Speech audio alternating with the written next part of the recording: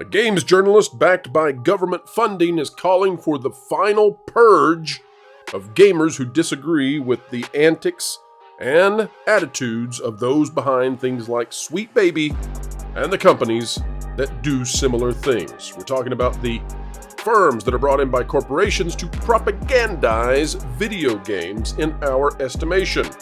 So what is this final purge? What does it mean and who is saying it? Folks, we'll tell you why this is the utter escalation of Gamergate 2.0, or perhaps just an utter nut job who we need to clarify should not be anywhere near gaming nor children.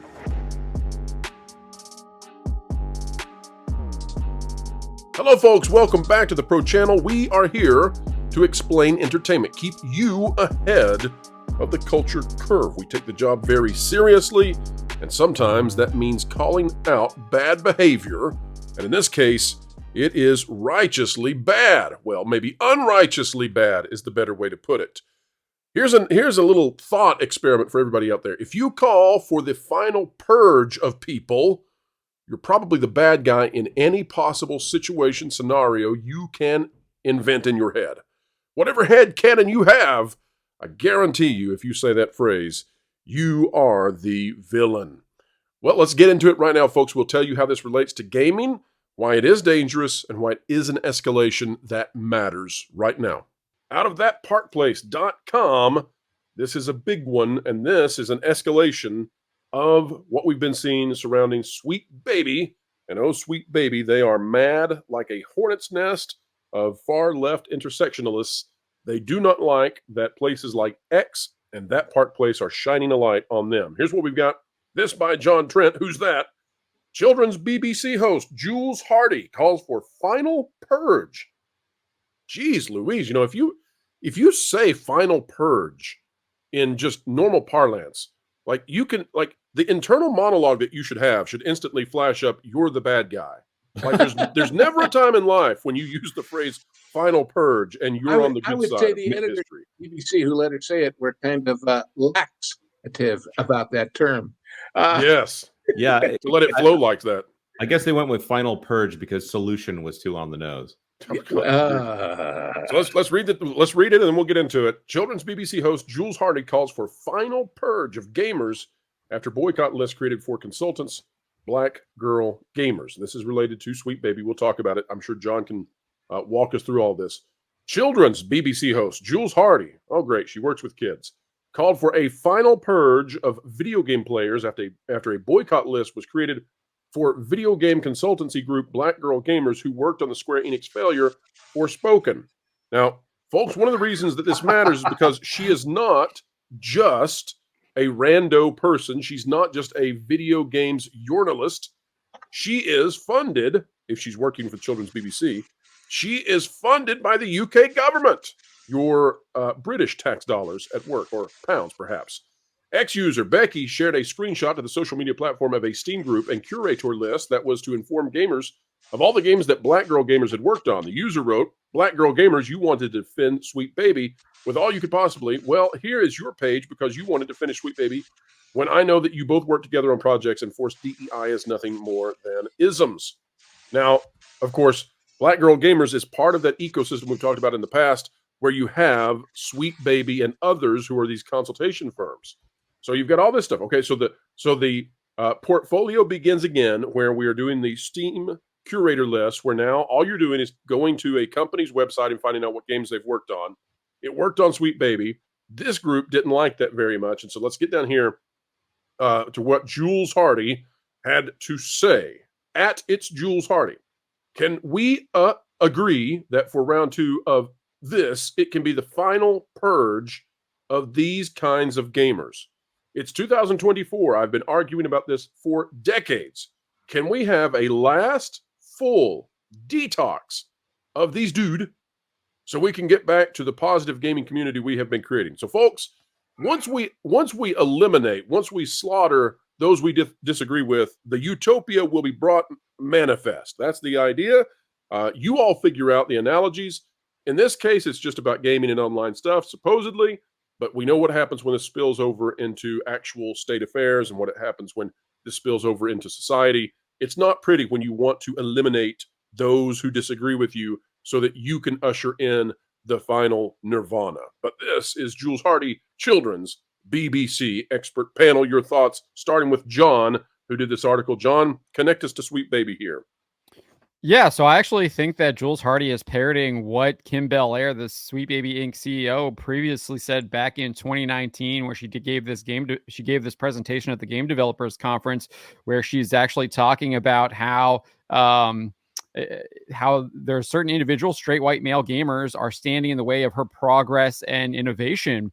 And I think that's exactly what Jules Hardy is kind of saying here as well. Obviously, she's not specifically describing the identity or characteristics of those people, but she's clearly pointing out the people that are boycotting or putting together lists of these consultancy groups that have infected the video game industry with woke ideology and DEI and ESG initiatives, and are putting them out there so people can see them. I think they're a boycott list. I get a lot of pushback from that. People don't like to call it a boycott list, but it's for all intents and purposes, that's how I see it. But yeah, so I think she's just that's the connection between Sweet Baby. She's basically saying the same thing that Sweet Baby is saying.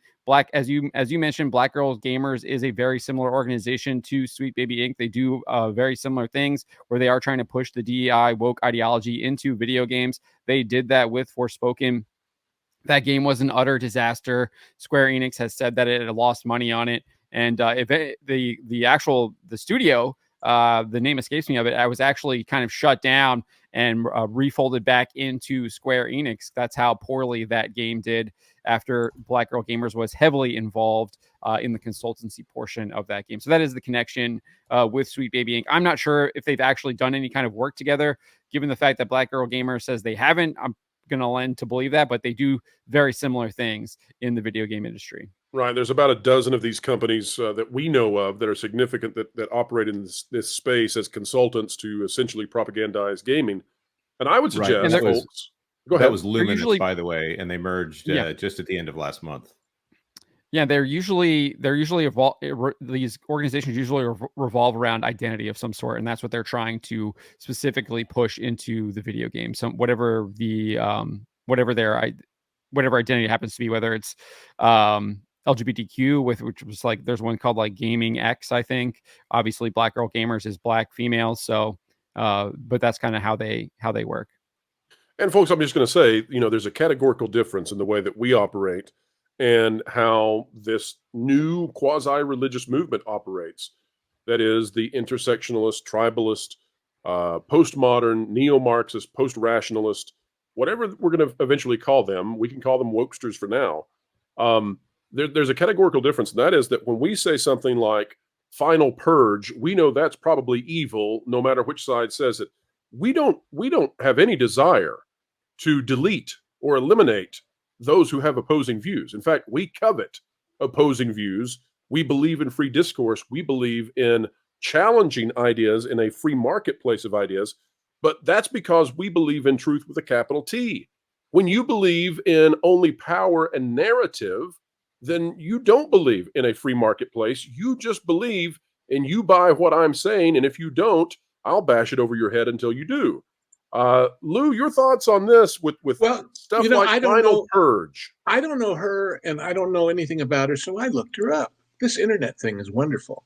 She's apparently most famous right now for something called Game to Train, which is, in 2020, Hardy created the free online exercise program Game to Train. What is Game to Train? It's an exercise program based around routines inspired by characters from well-known computer games. If that doesn't sound horrible to you, as it does to me, you're saying she's not. It's not flashing up that she's had a highly meritorious career so far. Well, no, her career apparently, it's funny because this is Wikipedia and they tell all of her career as she and her, but the opening paragraph, Julia Hardy, also known as Jules Hardy, is a non-binary British television presenter known for their interest in gaming. They are the creator of, they are a live streamer. So they fixed the opening, but not the rest of it to match her pronouns, whatever. Well, it's difficult. It's Yeah, I difficult think to she's- keep up with all of those. I think she's tried to change her name over the last couple of years, because if you look at even if you look at her 2023 on her YouTube, she has like a 2023 like I don't know hype clip on all the things that she's done, or hosting that she's done, and a lot of the examples are Julia Hardy, but now she's using Jules for whatever. And I like to see what people say about themselves. So here I am on her it's juliahardy.com bio. She's currently one of the top global presenters in the world of video games. Everyone from the BBC to BAFTA, Xbox to PlayStation all trust her to bring content to gamers from across the globe. And with gaming becoming bigger by the minute, she is being flown around the world to meet this demand for high quality gaming content. Oh That's my! so When you're writing that about yourself in the third person, forget about pronouns and all. There is an ego situation going on here that we've seen before, haven't we? Well, here's what's I would just add this is to the same fascinating. thing that we say about ESPN is like, at some point you can make all the games content that you want, but if you're not making the games, it won't matter. People are interested in the games, and generally speaking, you don't hear people unless they've got a show going on like in the background. If they're watching it on their phone while they're playing the game is the primary thing. The thing is the thing, or the play is the thing, as to go Shakespearean with it. Whereas all these people that are covering games, okay, that's fine, but we would like to get back to the games. Thank you. Wait, here's what she says. She was one of the leading voices for raising awareness of women's treatment within the gaming community, a previously notoriously toxic and dangerous environment for women. She created a blog called Misogyny Monday.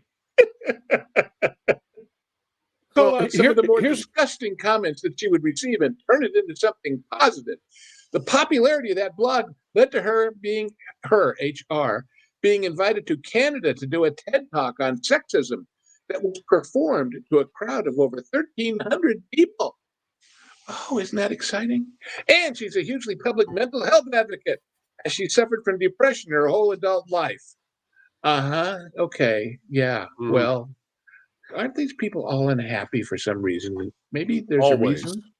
Always, and they God. feel Usually it by trying to extremely destroy wounded. those who Yes. disagree. And Here's she's- something to think about, guys, real quick. From this amazes me on the political, philosophical spectrum. It amazes me that these individuals, they present themselves as being on the left, right? They want to present themselves as being liberals. We think that they're part of a far left new movement that, again, is kind of quasi-religious and very authoritarian. They always, did you notice when she was talking about herself on the website that Lou brought up? And thank you, Lou, for doing that. I didn't have that. And that would not have this been a part of the internet show thing, without it's you. full of stuff, I tell you. Fancy schmancy, I tell you. It's a Yeah. dandy. But isn't it interesting that she says that Microsoft and Sony and these other companies, that they trust her to go and speak to gamers? Isn't it? This is what's so bizarre and maybe troubling about the world we live in, is that the authoritarians that are over here in wokey land, they have the backing of the corporations, and they don't see that there's any kind of oddity with the idea that they're part of big government, big corporation, big pharma, big whatever. They're on the side of the oligarchs. They're not fighting uphill against the oppressors. They're in with the elite class at the very top. Well, that's all part of their ideology. That's how they Those try and evil win people. capitalists. That's how they try Right. and win people to their side. They pretend to be the victims while actually being the oppressors. I mean, we see this all the time, and usually, I mean, we saw it with Sweet Baby Inc., right? They're the ones who tried to cancel Cabertus Rambo. They tried to shut down his Steam list, and then they decided to go run to Kotaku, run to The Verge, run to all these other outlets, IGN, etc., and try and paint themselves as the victim when they were the ones who were trying to cancel this Brazilian gamer. Well, I'll also add, if you see this philosophy again, and we have to go back to that idea of it's power more than it's actually marginalization. Oppression is the narrative, not the actual item, because in the end, you see a lot of people that get up into that upper space, and they're fine with the same levels of oppression as long as they're the ones wielding the power. Just in the same way that when you look at Ibram X. Kendi, Henry is his real name.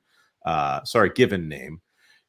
When he talks about his department of quote unquote anti-racism, what is it? It's basically systemic racism, just that he's in control of it, or someone that thinks like him is in control of it. So it's in fact institutionalizing racism in a literal sense to get away from the perception of institutional racism that they can't prove without giving a definition of racism that includes the word racism. So in the same way that we're seeing right now, these people, they want to be the ones that are making the comments that insult others. These are the ones that can't make an intellectual argument. They have to make an emotional argument. They have to make a shaming argument because they're just jealous that they're not the ones that are in power doing it right now. Right. And we don't want to be in politics, by the way. This channel doesn't want to be in politics. It's not a political channel. I'm telling the folks out there trying to politicize all of our entertainment, you don't want us to be taking you on inside the political arena, because we will do the kind of job we do there that we've done in entertainment and everything that should be fun. So stay out of our stuff. In other words, don't make us angry. You won't like us when we're angry. You will not like it very much. But can I say one more thing about this lady? And again, I've never seen her work.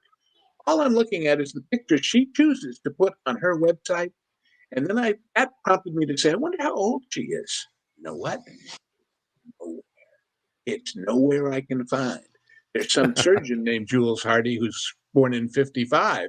But this lady looks a lot older than your average gamer, and she looks tired and unhappy. And 90% of the pictures she chooses to put up to represent herself. Do you mean, Lou, that she's like Taylor Lorenz, perhaps 75 going on 22? I can't imagine that. Ladies and gentlemen, we have come to the end of yet another video of pure, unfiltered excellence. We hope you enjoyed the experience. If you did, on the way out, consider clicking the like button, share, subscribe, click it, stick it to the algorithms, it's the notification bell, and drop a comment down below. Don't forget that if you'd like more spicy content, sometimes that we can't cover in places like YouTube, well, the Patreon is available. It's www.patreon.com/WDWPro. Folks, wherever you are and whatever you're doing, keep learning, keep growing, and as always, keep having fun.